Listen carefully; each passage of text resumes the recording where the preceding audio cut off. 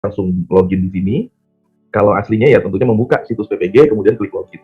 Nah, ada banyak sekali pertanyaan Bapak Ibu berkaitan dengan SK pengangkatan pertama, terutama adalah Bapak Ibu guru honorer yang statusnya masih honorer ya. Dan untuk Bapak Ibu honorer di sekolah negeri yang menjadi sasaran PPG dalam jabatan tahun 2022 ini adalah Bapak Ibu yang sudah memiliki SK pengangkatan atau penugasan dari daerah seperti itu ya Bapak Ibu, baik dari provinsi maupun kabupaten. Nah, berkaitan dengan SK pertama, ini Bapak Ibu masih ada yang bingung apakah nanti SK kepala sekolah itu bisa diunggah di SK pengangkatan pertama? Jawabannya adalah sangat bisa Bapak Ibu. Jadi terutama untuk Bapak Ibu honorer negeri, misalnya Bapak Ibu adalah TMT-nya itu 2013 dengan SK kepala sekolah ya, dengan SK kepala sekolah 2013. Kemudian di tahun 2016 Bapak Ibu memperoleh SK penugasan dari provinsi.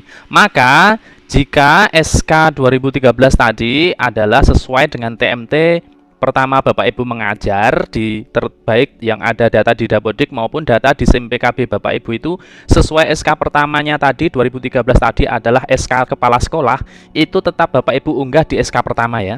Hanya saja nanti untuk di SK pengangkatan atau kenaikan pangkat terakhir ini untuk 2 tahun terakhir bagi Bapak Ibu non PNS itu dengan bahasa lain adalah SK pengangkatan untuk guru yayasan atau SK daerah yang Bapak Ibu miliki, itu silakan diunggah di sini Bapak Ibu ya, di kenaikan pangkat terakhir ini ya atau pengangkatan terakhir ini sebagai bukti Bapak Ibu keaktifan mengajar 2 tahun terakhir itu ada di sini, nanti diunggah di sini ya. Jadi sebagai kasus pertama tadi Bapak Ibu berawal dari TMT dengan SK kepala sekolah, silahkan diunggah di bagian pertama ini. Kemudian SK yang dari daerah itu silahkan diunggah di berkas pendukung yang kedua ini Bapak Ibu. Ini sudah dijelaskan kemarin ketika sosialisasi daftaran PPG dalam jabatan. Ini juga sudah disampaikan oleh Bu Vina dan Bu Elvira. Nanti Bapak Ibu bisa simak di bagian akhir penjelasan ini.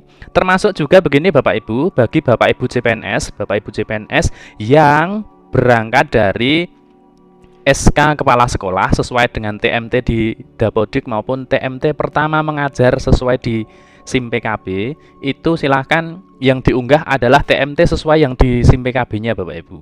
Seperti itu ya penjelasannya. Jadi sebagai contoh kasus yang kedua adalah Bapak Ibu itu saat ini statusnya PNS, namun Bapak Ibu memiliki riwayat mengajar sebelumnya yaitu sebagai honorer sekolah, TMT pertama 2009 misalnya, SK-nya SK kepala sekolah, dan itu sudah terdapat di data di Dapodik dalam riwayat mengajar Bapak Ibu, juga ada di TMT di SIM PKB Bapak Ibu 2009 sebagai dari tenaga honorer dari guru honorer dari sekolah negeri dengan SK kepala sekolah. Namun di tahun 2016 misalnya Bapak Ibu lolos CPNS. Nah, maka SK mana yang diunggahkan seperti itu. Jadi jika di Dapodik juga riwayat mengajar itu ada di Dapodik, riwayat pertama dengan SK kepala sekolah itu tertulis di Dapodik, dan juga TMT awal mengajar di SIM PKB Bapak Ibu itu juga yang 2009 dengan SK kepala sekolah tadi, silahkan tetap diunggah di sini Bapak Ibu. Lalu untuk SK PNS-nya diunggah di mana? Jika Bapak Ibu sudah PNS, ya silahkan unggah yang di bagian kedua di sini ya. Jika memang sudah ada kenaikan pangkat berikutnya, mungkin sudah naik pangkat dan sebagainya, Bapak Ibu bisa unggah di bagian SK pengangkatan atau SK kenaikan pangkat yang terakhir di sini Bapak Ibu. Jadi ini untuk menjawab karena ada beberapa pertanyaan dan ini sering diulang pertanyaan apakah SK kepala sekolah itu bisa diunggah di berkas SK pengangkatan pertama. Jadi jawaban kami adalah sangat bisa ya Bapak Ibu, sangat bisa. Kemudian nanti ada satu pertanyaan lagi terkait dengan Bapak Ibu yang PLPG 2017 itu mungkin sudah mengikuti UTN ya sampai 4 kali, tapi belum lulus dari UTN 4 kali itu. Sesuai dengan edaran, bagi Bapak Ibu yang PLPG kemudian belum sampai dengan 4 kali UTN itu bisa untuk mengikuti PPG ini. Karena ketika Bapak Ibu sudah mengikuti 4 kali UTN atau sudah 2 tahun ya, maka Bapak Ibu itu dianggap memang sudah selesai mengikuti PLPG saat itu. Jadi memang karena Bapak Ibu sudah 4 kali UTN dan belum lulus, ya berarti Bapak Ibu memang sudah dianggap selesai mengikuti PPG dan tidak akan mengikuti PPG dalam jabatan tahun ini Bapak Ibu. Jadi untuk kebijakan ini adalah bagi Bapak Ibu yang masih 1, 2 hingga 3 kali, maksimal 3 kali belum lulus UTN. Bagi Bapak Ibu PLPG terakhir adalah 2017 itu Bapak Ibu punya kesempatan untuk mengikuti PPG dalam jabatan. Demikian Bapak Ibu informasinya, silakan simak penjelasannya dari kemarin ketika sosialisasi pendaftaran PPG dalam jabatan tahun 2022 berikut ini. Masuk ke sesi tanya jawab.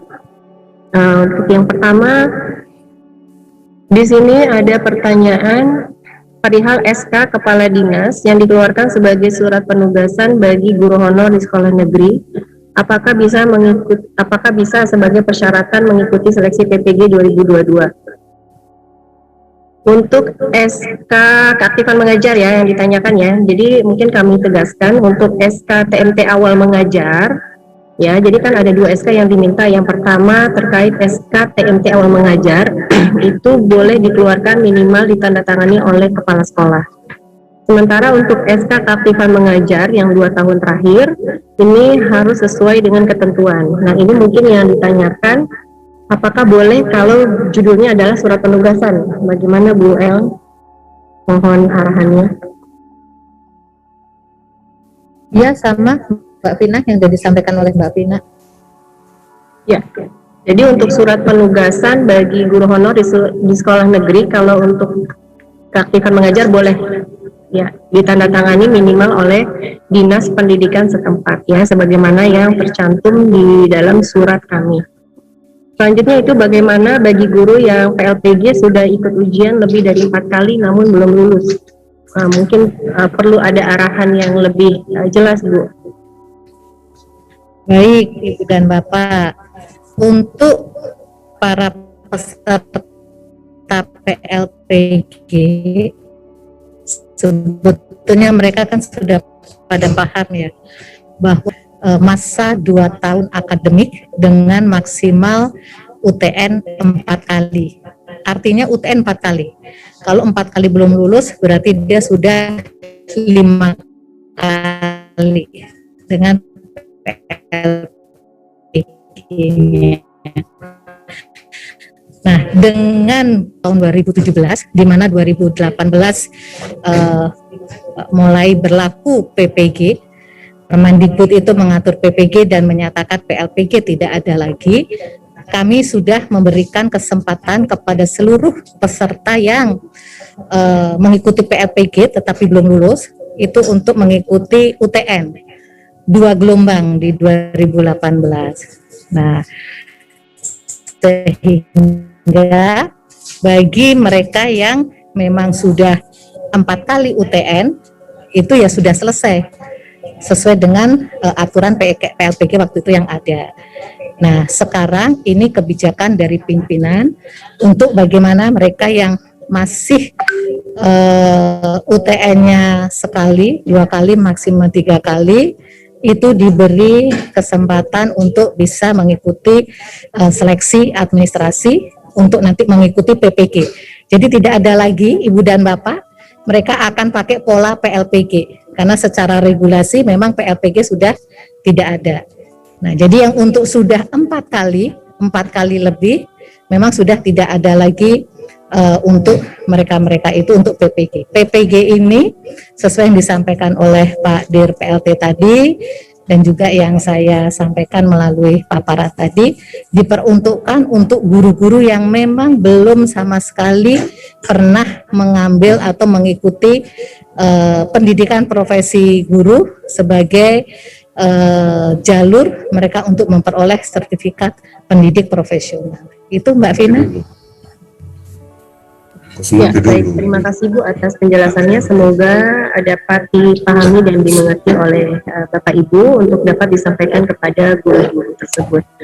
Bapak Ibu yang kami hormati, sebagaimana yang sudah disampaikan oleh Ibu Elvira melalui paparan sebelumnya, bahwa sasaran PPG dalam jabatan tersebut sudah difilter dari sistem berdasarkan cut-off per 30 Januari 2022. Sehingga sudah difilter berdasarkan status kepegawaian, TMT, usia, dan lain-lain seperti itu. Sehingga nanti yang akan terundang dan akan bisa mendaftar untuk PPG dalam jabatan adalah guru-guru yang memang sudah memenuhi syarat berdasarkan pemutakhiran data yang ada. Dan sekali lagi, bagi guru-guru yang tidak melakukan pemutakhiran data per 30 Januari, sebenarnya tidak masalah selama mereka sudah memenuhi syarat tersebut.